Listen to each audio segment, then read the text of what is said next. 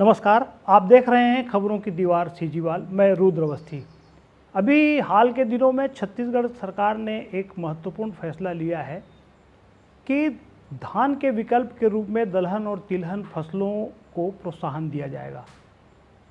सरकार की यह पहल ज़मीनी स्तर पर किस तरह उतरेगी, इसको लेकर किस तरह की दिक्कतें हैं और सरकार को इसे ज़मीन पर उतारने के लिए वास्तविक में क्या करना चाहिए, इन तमाम मुद्दों पर सवालों पर बात करने के लिए हमारे साथ हैं खेती किसानी को बारीकी से समझने वाले समाजवादी चिंतक आनंद मिश्रा जी। आनंद मिश्रा जी, आपका स्वागत है। पहला सवाल तो यही है कि जो सरकार ने ये जो पहल की है, क्या आप भी मानते हैं कि छत्तीसगढ़ में फसल चक्र बदलना चाहिए, इसकी ज़रूरत है?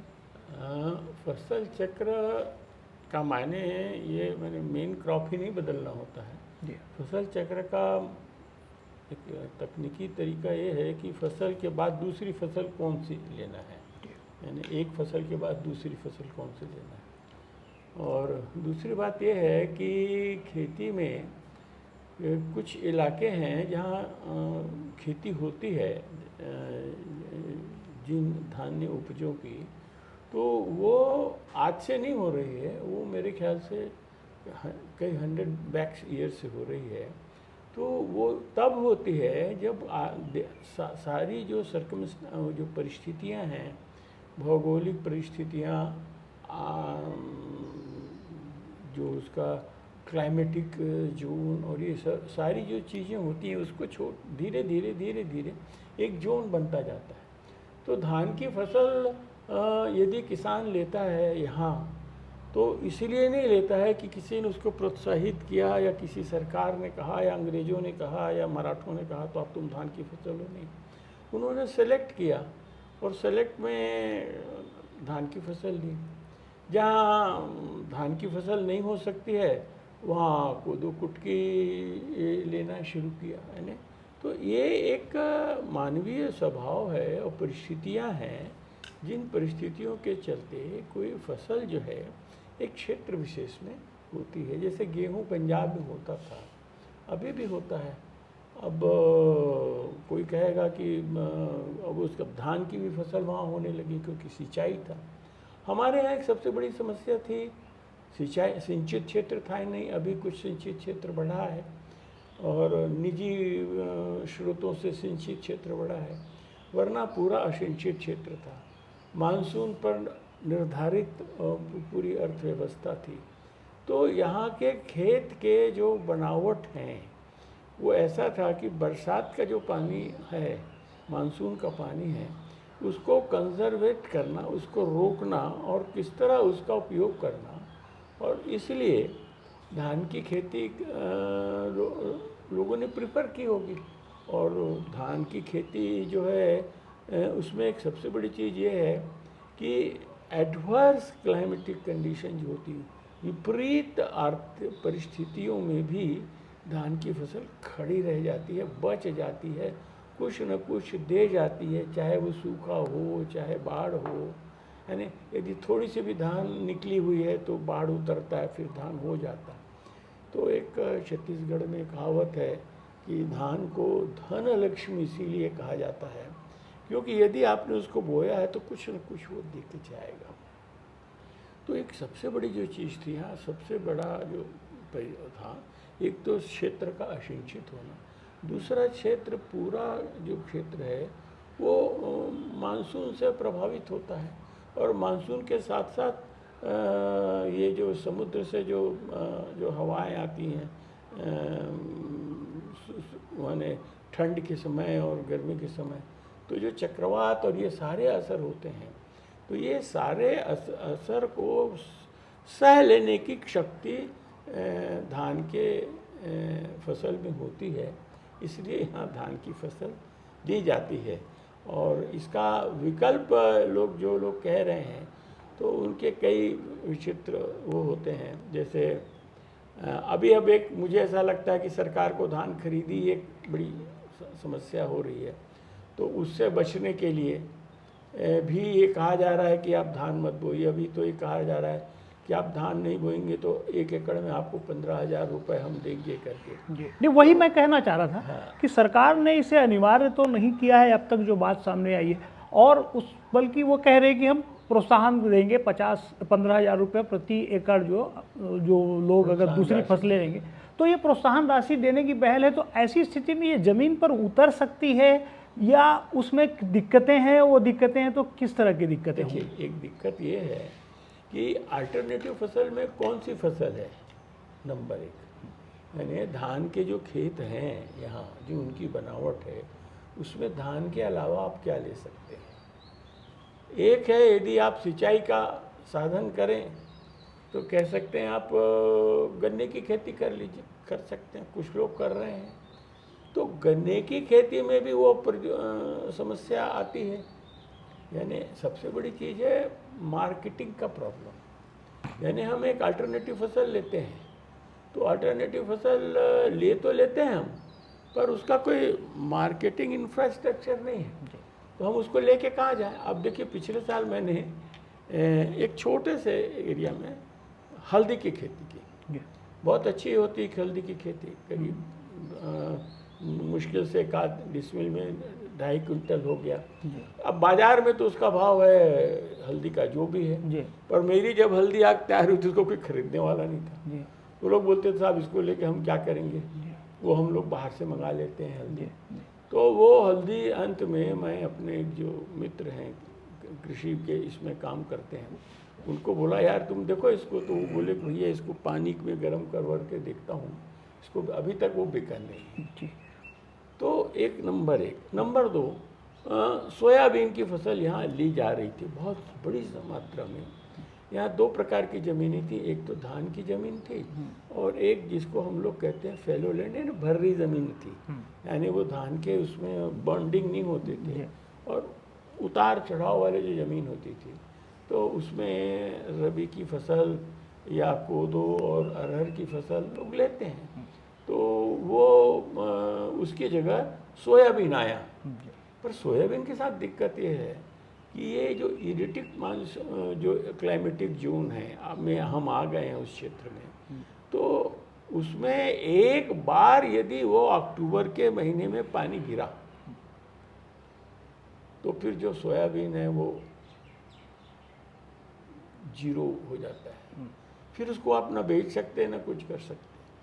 मंडी में यदि सोयाबीन रखा हुआ है आपका और पानी गिर गया और उसको आप हटा नहीं सके, तो आप एक समझ लीजिए कि उसको साफ करने के लिए सामान्य यानी स्वीपर की ज़रूरत पड़ती है। तो ये एक सबसे बड़ा जो है कि खेती में कुछ भी सोचने के पहले हम लोगों को ये सोचना चाहिए कि परिस्थिति है क्या, कितने जगह में हो रही है, आज सब जगह में क्या करेंगे, कौन सी खेती करेंगे, ऑल्टरनेट क्या है। यानी कृषि जो वैज्ञानिक हैं वो बताएं। अब आप कहते हैं कि फलदार वृक्ष लगा दीजिए, तो उसके लिए पानी चाहिए।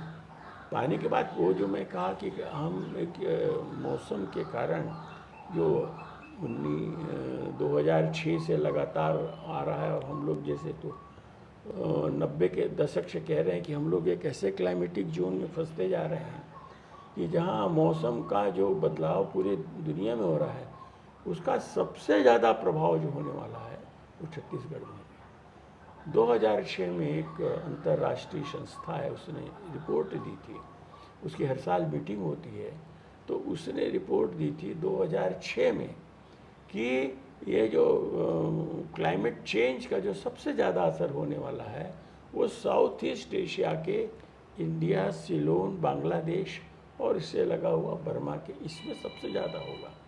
उसमें उन्होंने कहा उसमें भी सबसे ज़्यादा होगा सेंट्रल साउथ ईस्ट इंडिया, और उसमें उन्होंने 6 डिस्ट्रिक्ट के नाम लिए थे भाई, जिसमें कांकेर था, धमतरी था, रायपुर था, बिलासपुर था, आपका बिलासपुर है ना, यूनाइटेड बिलासपुर, और जांजगीर और उससे जुड़ा हुआ रायगढ़। ये 6 ज़िले उन्होंने कहा था कि ये बहुत वो प्रभावित होंगे, यहाँ ठंड कम होती जाएगी, गर्मी का प्रभाव बढ़ता जाएगा पानी एक साथ ना गिर के इरेटिक होगा, कभी जोर से पानी गिर जाएगा, कभी फिर 15-20 दिन के बाद पानी नहीं गिरेगा, तो एक ड्राई स्पेल आएगा, फिर पानी गिरेगा, फिर गिरेगा तो इतना गिरेगा कि आप उसको संभाल नहीं पाएंगे। तो इस तरह से जो क्लाइमेट चेंज का जो सबसे बड़ा असर होने वाला है वो ये छत्तीसगढ़ के इन 5-6 जिलों पर है। यही नहीं, जो डॉक्टर शास्त्री थे साइंस अपने एग्रीकल्चर यूनिवर्सिटी में प्रोफेसर ऑफ क्लाइमेटोलॉजी, उन्होंने ये सस्पेक्ट किया था कि ये छत्तीसगढ़ का जो क्षेत्र है वो भावी मरु क्षेत्र में बदलने का परिस्थितियाँ आ रही हैं, जिस ढंग से यहाँ पर मानसून का पैटर्न बदल रहा है। और उसका उन्होंने एग्जाम्पल दिया था आपका सरायपाली, बसना, महासमुंद कि ये जो इलाके हैं, और इस पर बहुत अध्ययन करने के बाद, यानी पिछले 100 ईयर्स को लेकर के और आने वाले पिछले 20 वर्षों में उन्होंने जो रिकॉर्ड्स उसको देख के कहा कि जिस ढंग से मौसम अपना एरिया बदल रहा है, उससे हो सकता है कि छत्तीसगढ़ का जो ये क्षेत्र है वो मरुभूमि में नहीं। तो उस जो चेंजेस की बात आप कर रहे हैं, ये परिवर्तन अगर मौसम में भी हो रहे हैं, तो इस परिवर्तन के लिहाज से छत्तीसगढ़ में धान की फसल लेना उपयुक्त है या अन्य फसल लेना उपयुक्त है, ये इसमें क्या मानते हैं? के अलावा कोई फसल टिकती नहीं है भाई, क्या करें। जी। एक और बात प्रमुख है कि छत्तीसगढ़ में धान की खरीदी का इंतजाम सरकार करती है। इससे छत्तीसगढ़ के गांवों की किसानों की आर्थिक स्थिति बहुत बदली है, जब से अपन पिछले बार समय से देख रहे हैं। लेकिन जो दूसरी रबी की फसलें हैं, उसको लेकर इस तरह की खरीदी का माहौल या उत्सव जैसा माहौल तो दिखता नहीं है। होती है या नहीं अलग बात है। तो उसमें और जो रूटीन बना लिया है छत्तीसगढ़ के किसानों ने, अगर ये बात हम करें कि अपने को परिवर्तन करना है, प्रोत्साहन देना है, तो उसमें कितना फर्क पड़ेगा ऐसा लगता है आपको प्रैक्टिकली, व्यावहारिक धरातल पर? नहीं, प्रैक्टिकली इसका ये होगा कि धान की तो उत्पादन जो है, अभी धान की कुछ जो नई एग्रीकल्चर साइंटिस्ट लोगों ने जो नई वेराइटीज़ निकाली हैं, उससे करीब करीब धान का उत्पादन दुगना नहीं तो 1.5 तो हो गया प्रोडक्टिविटी। और चूँकि उसको सरकारी सही समर्थन मिला, इसलिए वो हालत है। और कल सरकार खरीदी बंद कर देगी तो अभी देखिए, मैं एक अल्टरनेट आप बताता हूँ कैसे लोग शिफ्ट करते हैं। यहाँ तिवरा की फसल होती थी धान की फसल कटने के बाद, इसलिए होती थी क्योंकि सिंचाई का साधन नहीं था, और लोग धान के आखिरी जो इरिगेशन होता था, पानी निकालते थे, पानी निकासी करते थे खेतों से, उस समय उसको छिड़क देते थे। तो एक दलहन की फसल होती थी, तिवड़ा कहते थे उसको। अब किन्हीं कारणों से, अब उसको लंबा हो जाएगा मैं बोलूँगा तो, पर किन्हीं कारणों से उसको बैन कर दिया गया। आज भी वो बैन है, जबकि सबसे ज़्यादा वो है। प्रोटीन उसमें बहुत बढ़िया होता है। हार्ट पेशेंट, ब्लड प्रेशर के लिए कभी आप डॉक्टर राहलकर से पूछिएगा तो आपको पूरा बता देंगे। ये गनियारी वाले जो डॉक्टर साहब थे, सीनियर डॉक्टर, वो आपको बता देंगे कि ये रूमेटिक पेन के नाम से इसको डिस्करेज कर। मैं क्या कह रहा था कि उस समय कोशिश की सरकार ने, इस पर बैन है, आज भी बैन है। तो सरकार ने ये कोशिश की कि आप चने की फसल ले लीजिए और तिवरे की फसल को वापस ले लीजिए। तो लोगों ने चने की फसल को डाला, तो चना का फसल जो है वो टेकअप नहीं कर पाया, और कुछ बंदरों के कारण और कुछ परिस्थितियों के कारण, तो आखिर आदमी फिर तिवरा में चला गया। और अब क्या हो रहा है कि अभी ये पिछले 6 सालों से मैं देख रहा हूँ कि जो ठंड है वो लगातार कम हो रही, जैसा उन्होंने कहा था क्लाइमेटिक जोन वालों ने कि ठंड कम हो रही है, और उसका ड्यूरेशन के साथ साथ उसका टेम्परेचर भी कम हो रहा है। तो अब उसका परिणाम क्या हो रहा है कि गेहूँ की जैसे फसल मैं लेता हूँ, गेहूँ की फसल, मैं चने की फसल लेता था। चने की फसल में पिछले साल से इसलिए बंद किया कि एक, बंदरों का आतंक, दूसरा खुले जानवरों का आतंक। अब खुले जानवर घूम रहे हैं, अब तार आपने घेरा, तार से घेरा हमने, ठीक है, वो रात को आके तोड़ देते हैं तार के घेरे को, भूख लगेगी तो कहाँ जाएंगे। 100-150 अभी आपने देखा होगा यानी हर गांव के आसपास हाँ। यानी सकरी के बाद लेके मुंगेली तक हाँ, मवेशियों का झुंड तो गांव दिखता में है। 150 जानवर जो हैं सड़क पर बैठे मिलेंगे। तो अब क्या हो रहा है कि लोग गर्मी की धान ले रहे हैं, गर्मी की धान नहीं सूट कर, अब यहाँ ले रहे हैं और वो फसल लगातार बढ़ रही है। आप कह रहे हैं धान को डिस्करेज करो, अभी तो आदमी गर्मी का धान ले रहा है और जिसके पास भी ट्यूबवेल है, जिसके पास भी साधन है थोड़े से, वो धान की फसल। और गर्मी की जो फसल होती है उसमें प्रोडक्शन ज़्यादा होता है क्योंकि बीमारी कम होती है। सनलाइट और गर्मी चाहिए और पानी में। धान के दो मित्र हैं, तेज धूप जी। और पानी, ह्यूमिडिटी और गर्मी, तो उससे धान होती है। तो 20 क्विंटल 15 क्विंटल जो धान है ये जिसको विंटर पैडी कह लीजिए, उसमें लोग ले रहे हैं। तो अभी आपको दिखा होगा रास्ते में जी। कई जगह तखतपुर से ले करके जी। यहाँ तक कि पूरे जगहों पर आपको खेती। तो अब तो लोग धान, मेरा कहने का मतलब आदमी ये देखता है कि वो उसका जीवन है ना भाई, ठीक।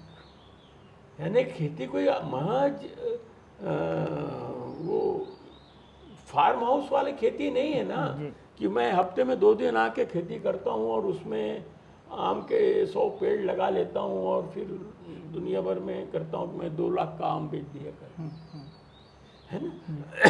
बड़े बड़े लोग हैं, बड़े बड़े आदमी खेती कर रहे हैं, पर उनसे आप पूछिए क्या वो खेती में जितना वो फार्म हाउस में खेती करते हैं उससे जितनी आमदनी होती है उससे उनका वो घर का खर्चा चल जाएगा क्या? जी। तो वो तो यानी हाँ। उस स्थिति में ये जो प्रोत्साहन की भी बात है वो भी अपने आप में चुनौतीपूर्ण लग रही है, क्या लगता है आपको?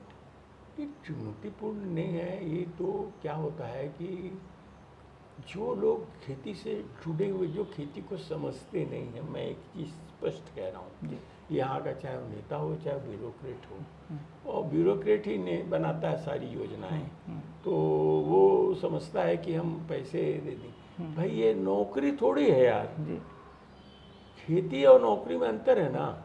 नौकरी आप 25 साल से कर रहे हैं, आपको कहेगा कोई आदमी कि ये 25,000 तनख्वाह मिल रही है, हम तुमको 30,000 तनख्वाह देंगे, तो चल देगा, शिफ्ट कर देगा। मास्टर जो है क्लर्क का काम करने लगेगा, क्लर्क जो है मास्टर का काम करने लगेगा।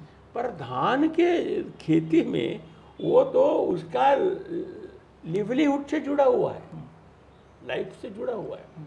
हाँ, अब यदि सरकार की ये मंशा है कि जैसे कि अब इसको थोड़ा सा पॉलिटिकल आप कह सकते हैं कि एक जो सरकार की मंशा है, नीति आयोग की मंशा है कि गांव में लोग जो है ये जो मिनिमम सपोर्ट प्राइस इसको बंद करना चाहिए। ये आज पिछले 10 साल से लगातार पानगढ़िया साहब और एक और जो अभी नीति आयोग के अध्यक्ष हैं उनके आर्टिकल्स आते थे कि ये जो गांव हैं, ये गांव से अब कुछ नहीं हो सकता, अब आपको शहर में बड़े शहर बनाने पड़ेंगे और इसके लिए गांव में आप एमएसपी दे देते हैं, तो गांव में एमएसपी देने से कीमतें बढ़ जाती हैं, तो मजदूरी बढ़ जाती है, तो शहरी क्षेत्र में इंडस्ट्री और रियल इस्टेट में सस्ते मजदूर नहीं मिलते। देखिए ये है कल्पना, तो ये कल्पना है कि शहर में चूंकि मजदूर नहीं मिल रहे हैं इसलिए गांव को खाली कराया जाए। अब बहुत सारे अर्थशास्त्री हैं जो कहते हैं कि ग्रामीण विकास से जीडीपी नहीं बढ़ती और यदि आपको मॉडर्न एज में रहना है तो गांव नहीं बढ़ाएगा, आपको बड़े बड़े शहर बनाए, तो बड़े बड़े शहर बनाओगे तो उनका बेसमेंट क्या होगा, कहाँ जाएंगे वो लोग, रोजगार चाहिए सबको। तो आप ये बताइए कि यहाँ से आप खेती को उजाड़ने का यदि तरीका है कि मजबूर हो के आदमी खेती छोड़ दे और फिर उसको रियल इस्टेट वाले और जो कई बड़े उद्योगपति अब कई प्रकार से काम कर रहे हैं। अब एक सज्जन हैं जिन्होंने बड़े बड़े हरियाणा में स्टोरेज बनाए है ना, और पिछले साल गेहूँ उन्होंने खरीदा तो उसमें उन्होंने किया क्या कि उसकी कीमतें बढ़ा दी, और प्राइवेट सेक्टर में तो सारा गेहूं जो है सरकार को मिले ही नहीं। तो जब मई का महीना आया तो सरकार ने कैलकुलेट किया, यूपी के गवर्नमेंट ने, कि बोले हमको डिमांड कितना है हमारा राशन कार्ड वगैरह में, तो उसका 40% ही वीट आपके पास है, तो बाकी वीट कहाँ चला गया। तो पता चला साहब वो तो वीट एक्सपोर्ट हो गया, और उस एक्सपोर्ट को देख के कई लोग एक्सपोर्ट करने के लिए वीट खरीद लिए। बाद में पता चला कि वो वीट कई ठो वापस आ गया। तो प्रश्न ये नहीं है, प्रश्न ये है कि यदि आपको गांव को उजाड़ना है, आपको लगता है कि गांव जो है चेहरे पर बददाग हैं और इसीलिए आप कहीं भी कुछ करते हैं तो गांव को आप पर्दे से घेर देते हैं, जब कोई वीआईपी आता है तो वो दिखना नहीं चाहिए। तो यदि गांव हैं तो गरीबी दिखती है तो ठीक है, गांव को उजाड़ दीजिए तो गरीब गरीब नहीं रहेगा, वो शहर में चला जाएगा। तो शहर में जाके क्या करेगा, वो अंबानी तो बन नहीं जाएगा वहाँ जाके। तो अल्टरनेट क्या है, ये जो चुनौती है, यदि सरकार का ये दृष्टिकोण है तो मुझे कुछ नहीं कहना है इस पर। नहीं, मैं लेकिन यही पूछना चाह रहा था कि सरकार जो पहल अभी कर रही है, ये उसे करना है तो उसे करना क्या चाहिए, उसका कदम, सही कदम क्या होगा आपकी नज़र में? क्योंकि आपको बड़ा लंबा अनुभव है, आपने मतलब उस 70 के दशक में आपने एग्रीकल्चर में स्नातक किया है और उसके बाद लंबे समय से खेती कर रहे हैं, समाजवादी आंदोलन से जुड़े रहे और किसानों से जुड़े रहे। तो आप, मेरा ख्याल है इसके जो बहुआयामी में जितने एंगल हो सकते हैं सारी चीज़ों को देखते हैं। देखिए, सबसे बड़ी चीज़ ये है, एक एग्जाम्पल मैं देता हूँ, खेती की जो भूमिका है वो आप चाहे जितना इनकार करें, जब कोरोना आया, एक छोटा सा वायरस आया ना, उसने पूरे मानवता के सभ्यता की ऐसी तैसी दिखा दी कि कितनी ताकत है। 1.25 करोड़ आदमी जो है शहरों से बाहर आया, वो कहाँ गया? कोई रिहेबिलिटेशन कैंप आपने देखा? गांव में समाये नहीं, गांव में समाये ना, गांव में ही तो एडजस्ट हुए वो। तो गांव में एक सबसे बड़ी चीज होती है। और जब उस कोरोना के स्टेज में जब सारे कारखाने बंद थे तो एक ही कारखाना चालू था खेती का। और हमारे तो बहुत सारे आंकड़े हैं, छत्तीसगढ़ के तो आंकड़े हैं कि कोरोना के बाद जैसे धान बाजार में आया और उपज जो थी उस साल कुछ बेहतरी हुई, तो प्रकृति का कहते हैं इस तरह से कभी कभी वो मदद भी करती है। तो उस साल फसल बहुत अच्छी हुई, और जब फसल आई बाजार में तो आपका पूरा मार्केट खड़ा हो गया। और छत्तीसगढ़ में जो वो था, ग्रोथ था, वो हाईएस्ट ग्रोथ हुआ, जीएसटी का सबसे ज़्यादा कलेक्शन। अब जब वो खेती कर रहे थे, यानी मई जून में लगा था ये लॉकडाउन, तो मेरे खेत में लोग काम कर रहे थे भी, अब रास्ते में दिखे होंगे ना, इसका जो वो है ना मारुति वाले का, उसके सामने वाला प्लॉट मेरा है। तो वहाँ वृक्ष बहुत सारे हैं इसके पलाश के, तो वहाँ वो लोग कुछ काम कर रहे थे। तो एक दिन आया पुलिस वाला, बोला भाग जाओ यहाँ से, काम नहीं होना है, वो लगा है जीरो क्या लॉकडाउन है, लॉकडाउन है, तो भगो यहाँ से। तो वो लोग आए, बोले भैया वो तो भगाते हैं। तो मैं कहा नहीं, चल मैं रहूँगा कल वहाँ। तो दूसरे दिन फिर आए वो लोग, बोले सर ये तो वो है, ये कहाँ पता चल जाए। मैं कहा देखो एक काम करो, ये लोग यहाँ खड़े होके काम कर रहे हैं ना, और मेहनत कर रहे हैं, और ये पलाश का वृक्ष देख रहे हो ना, ये सबसे ज़्यादा ऑक्सीजन देने वाला वृक्ष है। यहाँ ऑक्सीजन की कमी नहीं है, और ये पेट भर इनका फेफड़ा जो है उसको ऑक्सीजन मिल रहा है। और एक बात याद रखना, मैं कहा कि इनमें से एक आदमी नहीं मरने वाला है कोरोना से, और जो एसी में बैठे हैं ना वो सब जाएंगे अस्पताल, और जो अस्पताल जाएगा वो खत्म हो जाएगा। तो ये जो वातावरण है, गांव का जो वातावरण है, इस वातावरण को रहने दो, इसको आदमी को, इसको फ्रेश एयर चाहिए। और इनके शरीर में इतना ऑक्सीजन इनहेल कर रहे हैं वो कि कोरोना वायरस का बाप कुछ नहीं इनका बिगाड़ सकता।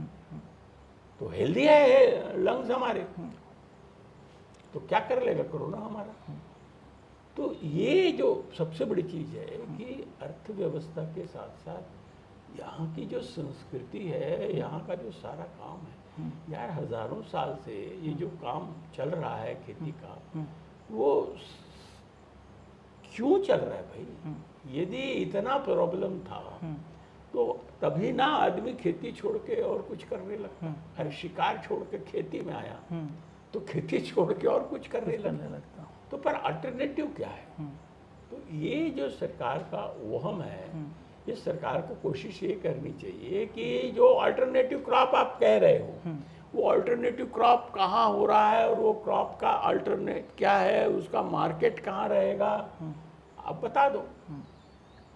अब आप मेरे को बोल दोगे कि धान के खेत में तिल की खेती करो, तो तिल की खेती जो है 2-3 कुंटल तिल हो जाएगा, मान लीजिए बहुत अच्छी फसल हुई तो उसका कीमत यदि सरकार खरीदेगी 6,000 रुपये में खरीदना शुरू करे तो भाई 2 कुंटल हुआ तो 12,000 रुपये मिलेंगे, है ना। ऐसा एक यदि कोई उनके पास फ्रेमवर्क है कि हम इसको खरीदेंगे, तो वो तो कोई करता नहीं। अभी हम कह के मर गए पिछले 5 सालों से कि भाई सारे जो उपज हैं धान के, उनका एमएसपी पे खरीदना होना चाहिए। खासकर जो मेजर फूड है उसका एमएसपी पे होना चाहिए खरीद, तब तो आदमी खेती करेगा भाई।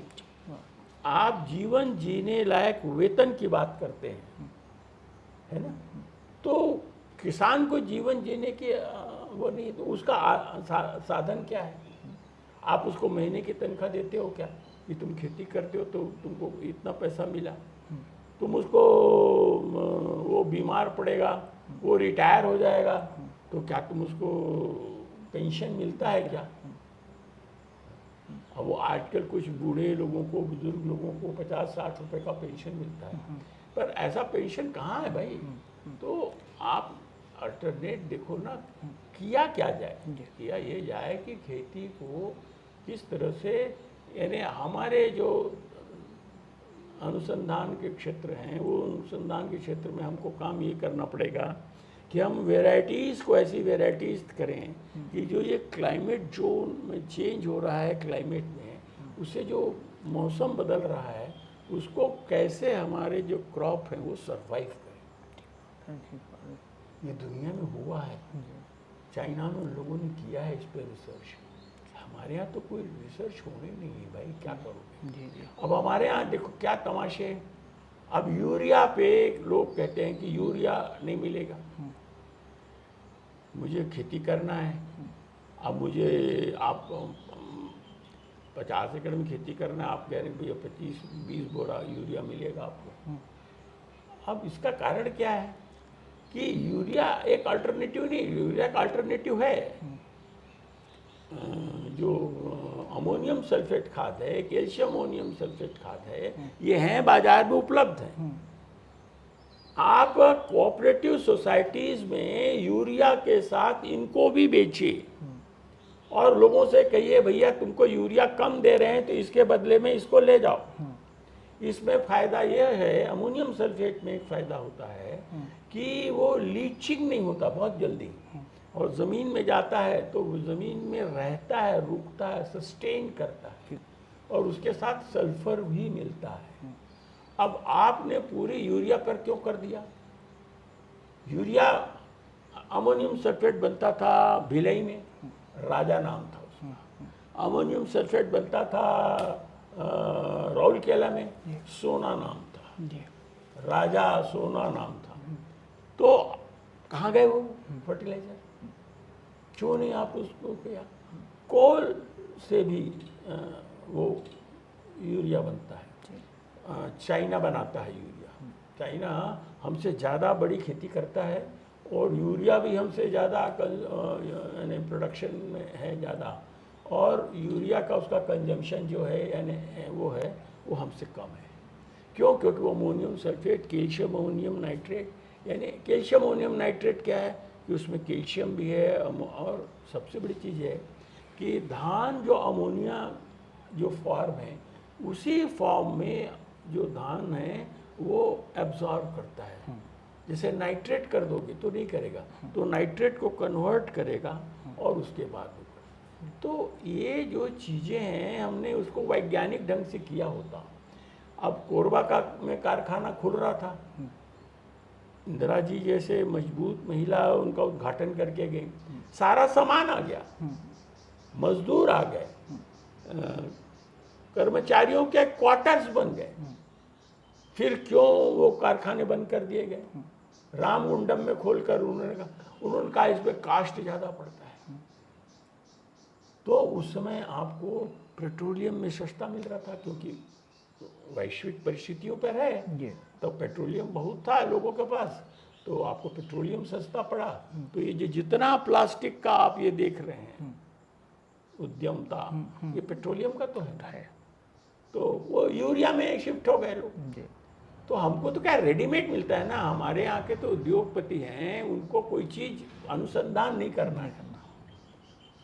ईरान ने किया है ना अनुसंधान, देखिए पनडुब्बी के अंदर से मिसाइल मार रहा है, वो हम लोग उसको कहते हैं पिछड़ा हुआ है, और हम बहुत फॉरवर्ड हैं, और हमारा तो हालत क्या है देखिए। तो आपके यहाँ कोई बेसिक रिसर्च ही नहीं होता है। यदि उस पर बेसिक रिसर्च होता तो आज हम अकेले यूरिया पर डिपेंडेंट नहीं होते। हम जो है हमारे पास अमोनियम बेसिक स्लैग यूरिया जो स्टील प्लांट होता है उसमें जो जब स्टील को साफ करते हैं ओर से, तो जो बेसिक स्लैग निकलता है ऊपर आता है, उससे जो है अमोनियम सल्फेट बनता है। अब बताइए, स्टील बन रहा है, ऊपर अमोनियम सल्फेट बन रहा है, तो आपको क्या आपत्ति भाई? कहाँ चले गए वो अमोनियम सल्फेट? वो सब्सिडी आप अमोनियम सल्फेट में क्यों नहीं देते हैं?